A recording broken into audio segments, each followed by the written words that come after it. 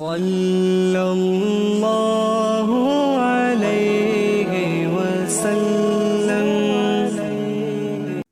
بسم اللہ الرحمن الرحیم۔ پیارے باپ اسلامی ویڈیو کے ساتھ آپ کی خدمت میں حاضر ہوں۔ نبی کریم صلی اللہ علیہ وآلہ وسلم کی حیات مبارکہ کا ایک خوبصورت واقعہ۔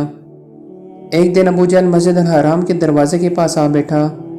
آپ صلی اللہ علیہ وآلہ وسلم مسجد سے باہر تشریف لائے تو وہ اپنا ہاتھ آستین سے باہر لایا اور کہنے لگا، یا محمد صلی اللہ علیہ وآلہ وسلم، بتائیے میری مٹھی میں کیا ہے؟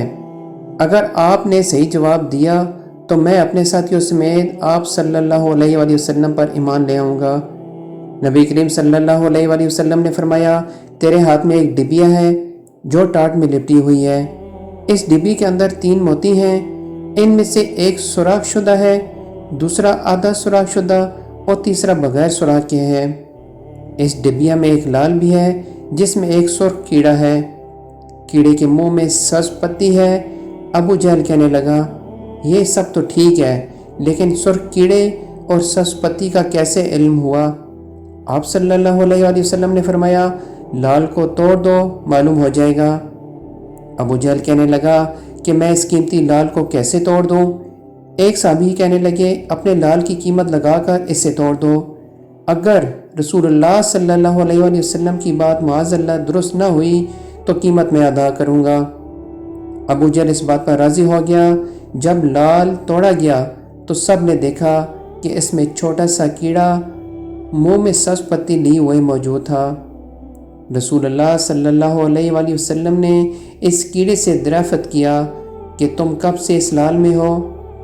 کیڑے نے پہلے آپ صلی اللہ علیہ وآلہ وسلم کی خدمت میں سلام عرض کیا، پھر کہا، مجھے نہیں معلوم، لیکن اللہ تعالیٰ مجھے روزانہ 3 سبز پتی عطا فرماتا ہے۔ آپ صلی اللہ علیہ وآلہ وسلم نے فرمایا، تیرا ذکر و تسبیح کیا ہے؟ کیڑا کہنے لگا کہ خدا نے مجھے روزانہ 10 مرتبہ آپ صلی اللہ علیہ وآلہ وسلم پر درود بھیجنے کا حکم دیا ہے، جس کی برکت سے وہ مجھے روزی دیتا ہے۔ سبحان اللہ، بے شک میرے نبی کا رتبہ سوائے میرے نبی کے رب کے اور کوئی نہیں جانتا۔